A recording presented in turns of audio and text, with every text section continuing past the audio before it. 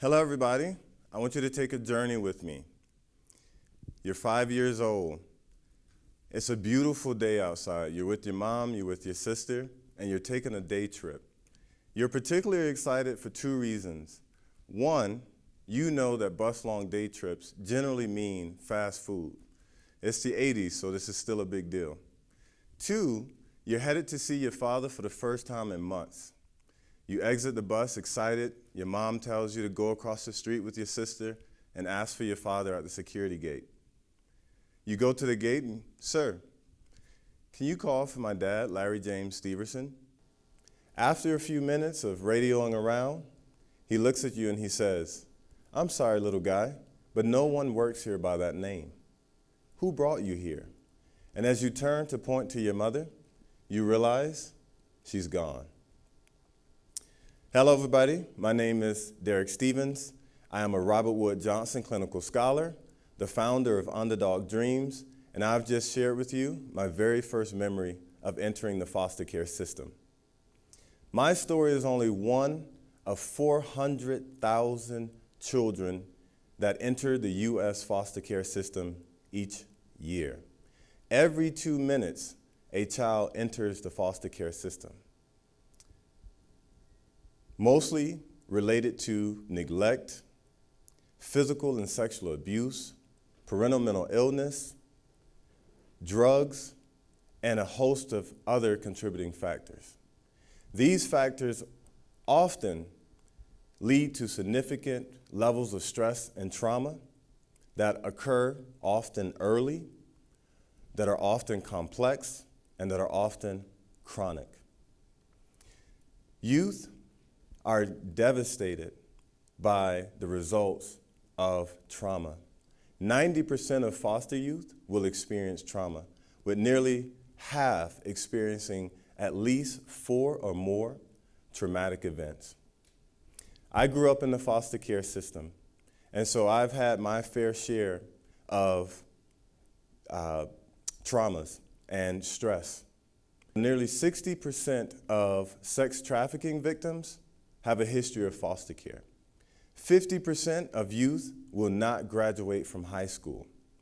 Girls in foster care are 2 times more likely than that of their peers to become pregnant by age 19. Only 3% of foster care youth will graduate college. And foster youth experience post-traumatic stress disorder 2 times that of combat veterans, and are more than 4 times likely to attempt suicide. I grew up in the foster care system, so I know all too well the significance of experiencing chronic stress and trauma. My mom is diagnosed with schizophrenia and was addicted to drugs throughout my childhood. My father was also addicted to drugs and struggled with substance use disorder. Who would have ever imagined that 5-year-old boy would only see his father 1 to 2 more times in his lifetime? When I was 9 years old, my father committed suicide after murdering a woman in a hotel in Atlanta. By the 2nd grade, I was placed in behavior disorder classes. I was in a gang by the age of 10. In middle school, I was kicked out and sent to alternative school. I was so bad that I was suspended for 5 days from the alternative school before I got to the alternative school. At the age of 19, I would have my first child, and I was even kicked out of the University of Central Florida my first time around. But because of supportive relationships, and despite of the adults around me that told me I would end up dead or in jail by the time I was 18, I am still here and thriving. And not only thriving, I just sent my 18-year-old son off to college. I have accomplished goals and dreams that I could not have imagined because of supportive adults in my life who helped me to understand my self-worth, provided me with opportunities to strengthen my life skills, my ability to regulate my emotions. I have been able to overcome the crippling effects of stress and trauma. With brain science and development, we now know chronic stress has a crippling effect on the brain. Stress. We all have it, right? But some have more than others. Hi, my name is Dr. Annette Bell. I'm a Robert Wood Johnson Foundation clinical scholar and a proud member of the underdogDREAMS team. Our bodies are capable of handling a certain amount of stress, but when that stress is prolonged or intense, something referred to as toxic stress, and when it occurs in childhood, we know that it can change our bodies in such a way as to significantly increase our chances of developing disease. Researchers have identified 10 types of childhood toxic stress that are associated with these changes. Collectively, they are known as adverse childhood experiences, or ACEs, and we know that the more ACEs a child endures, the more likely they are to suffer illness. ACEs can cause changes in our brain, in how we grow and develop, and can even affect our immune system. They change a child's brain in such a way as to make it less sensitive to an important chemical called dopamine. This leads to problems with behavior, difficulty concentrating and learning, and dramatically increases the propensity for addiction. In terms of growth and development, the most common effect we see in children is with their weight. Children with high ACEs are twice as likely to be overweight or obese. Our body's immune system can react in a couple of different ways. It can become less effective, making it difficult to fight illnesses such as the common cold or the flu, but it can also become overactive and cause our body to literally attack itself. These diseases are called autoimmune disorders, and they can affect virtually any part of the body. There are relationships between ACEs and other disease states, such as cancer, that we don't yet fully understand, and more research needs to be done. But based on what we do know, it is imperative that we take action now to prevent and treat toxic stress, especially in children who face a 20-year difference in life expectancy if left with untreated ACEs. Toxic stress causes pain and suffering, but it has a compounding effect in that it can lead to unemployment, poverty, homelessness, and more. Dad and my stepmom basically got shot in front of me. They both died.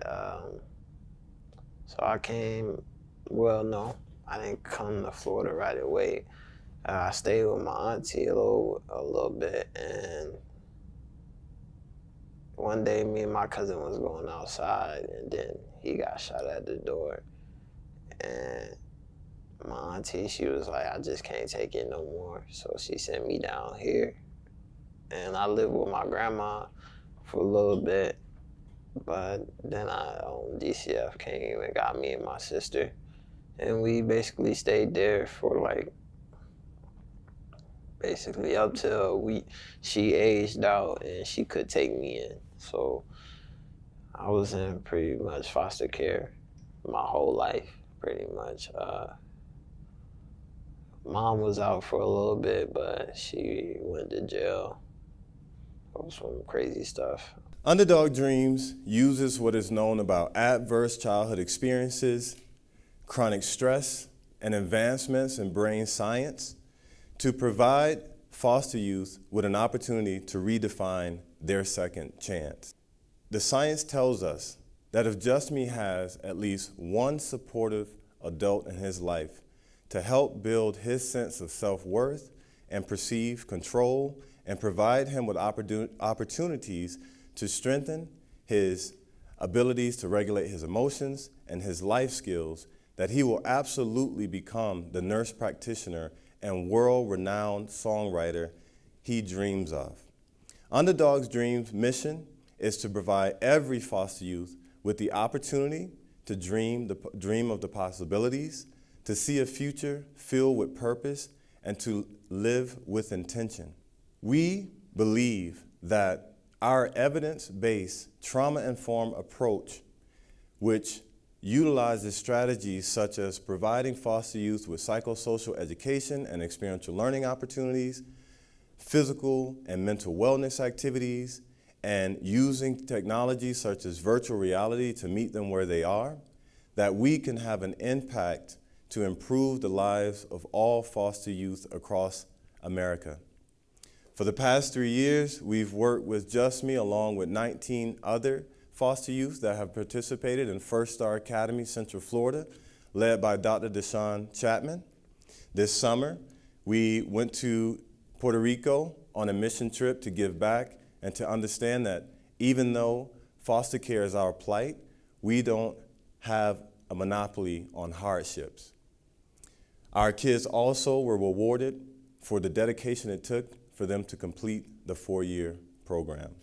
This summer, we partnered with Amanda Stanek of Move, Live, Learn and completed an 8-week physical activity program and research study where we looked at how physical health, healthy eating, and a life skills curriculum improve social and emotional health for foster youth ages 12 to 17.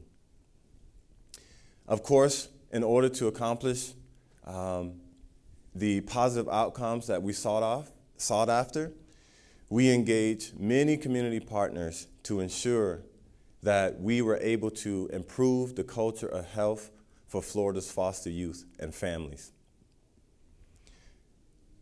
All of us have an opportunity to redefine not only the second chance for foster youth, but any youth that is experiencing significant levels of trauma and chronic stress. This is my family, Zayden, Layla, Jalen, and Miles. Because I had a supportive adult in my life along my journey, I have been able to realize the most amazing dream, being a father to 4 with 1 on the way. So you see, Zayden is actually my nephew who has been in the foster care system for the past 3 years. And because somebody gave me an opportunity to redefine my second chance, I now have the opportunity and my wife to redefine the second chance for Zayden, as we were granted permanent guardianship 3 weeks ago.